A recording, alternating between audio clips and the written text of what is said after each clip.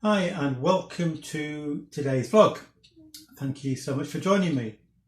I don't know about you, but I kind of have mixed feelings about the advent of digital photography. Of course, it's a great advantage because you can see your shot as soon as you've taken it. You don't have to wait for the film to be developed, etc., and then realise you made a mess of the shot. You can see it instantly, retake it. But the downside that I perceive is that you don't actually, or very rarely do people kind of print off their photographs. So they're maybe stored on a computer, a hard drive somewhere, or in the cloud, or wherever it is. But I love to get out old photographs and look through them. And when I was sorting out one of our numerous boxes, which has still got to be unpacked, I came across a photograph which was taken in the early days of my time as domestic. It must have been very early days. I think when I was still in my early 30s, when we just moved, I think, to Stoke-on-Trent. It's certainly in the first few years of our time. There it is. Sorry about the reflection. You can see through the window of my study. There it is. That's how we looked as a family in the early 1990s, and you can see there, still got black hair. I had a beard in those days, full beard, and no sign of grey hairs. And there's Sue, looking beautiful as ever, and our three fantastic kids who look rather different these days. They look very angelic in that picture, and a lot of the time they were, not always, like most children, of course. In those days, if I spied a grey hair appearing, I'd get a bit concerned. These days, when I'm trimming my little goatee, occasionally I find a black hair and I'm very excited. So not completely, although things have changed obviously over the years. Anyway, down to what I really want to talk about today, and that is, as I've been continuing my journey through writing out passages of Mark's Gospel.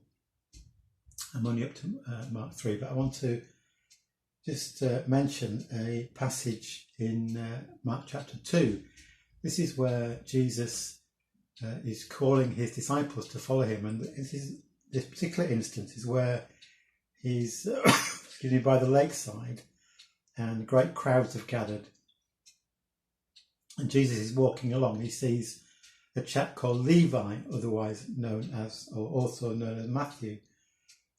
Matthew was, or Levi was a tax collector, and as I'm sure you know, they were about the most hated people in society, not only because they took taxes off people, and sometimes more than they ought to have done, but they're actually working for the Romans who'd occupied the land. So a double whammy, really.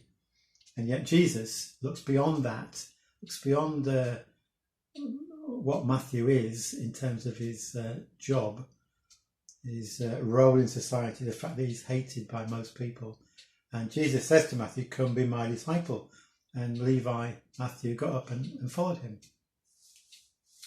And perhaps in response to what's happened, Levi is beginning a whole new life following Jesus. Levi throws a big party at his house, and Jesus is there, guest of honour, and Jesus are the disciples, but also it says Levi's fellow tax collectors and many other notorious sinners. So certainly the wrong kind of people in the eyes of the religious authorities, not the kind of people who many would expect Jesus to be associating with. So not only has he called a tax collector to be one of his disciples, but actually now he's going to sit and eat with Levi and his friends and other notorious sinners. And it says there were many people of this kind among the crowds that followed Jesus.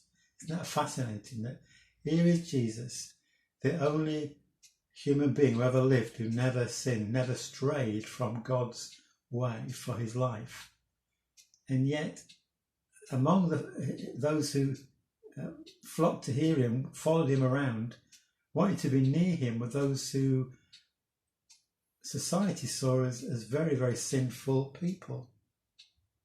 So somehow Jesus lived that godlike life, that holy life, and yet drew people to himself. There was something about him, his love, his authority, his character, his nature, the words he was speaking, the life he was living, the ministry that he was engaged in that drew people to him. But of course, as in many stories in the Gospels where Jesus is involved, the religious leaders do not like what's going on. Some of the teachers of the religious law, who were Pharisees, their religious leaders, saw Jesus eating with people like that. They said to his disciples, "Why does he eat with such scum?"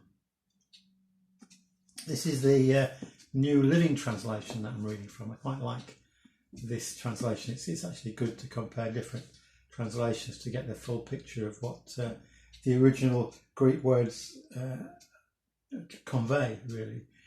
But clearly, the Pharisees, the religious leaders, can't understand why Jesus is associating with people like that, these unclean, unholy people.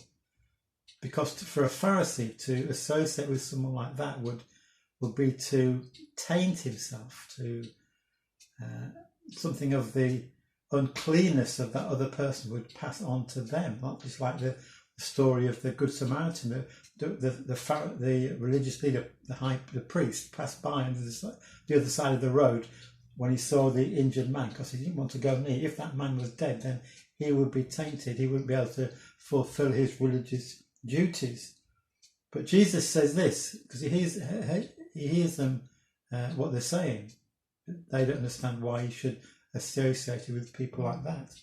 And Jesus said, healthy people don't need a doctor, sick people do. I have come to call sinners, not those who think they are already good enough.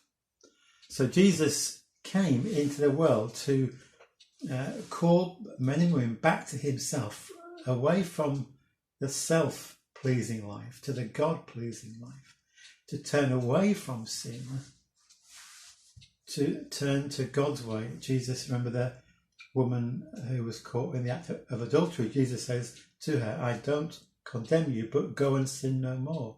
So he's calling for transformation, offering new life, but calling for transformation. So Jesus specifically came to search out, to seek and to save the lost, he says on one occasion, those who actually recognise their need of a saviour, of healing.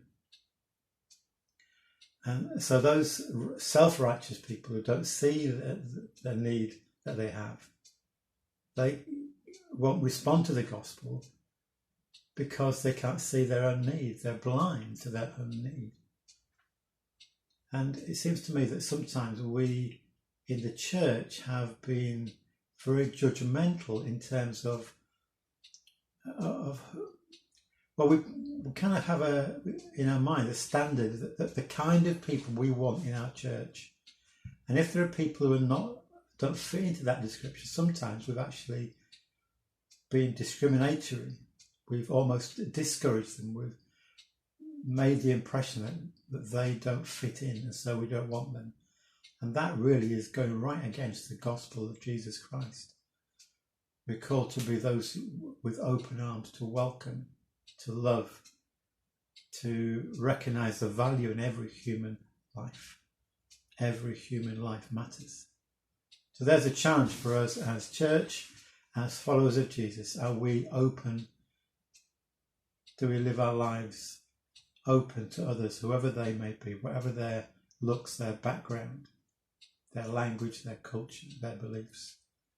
Are we there for them? Do we love with the love of Christ?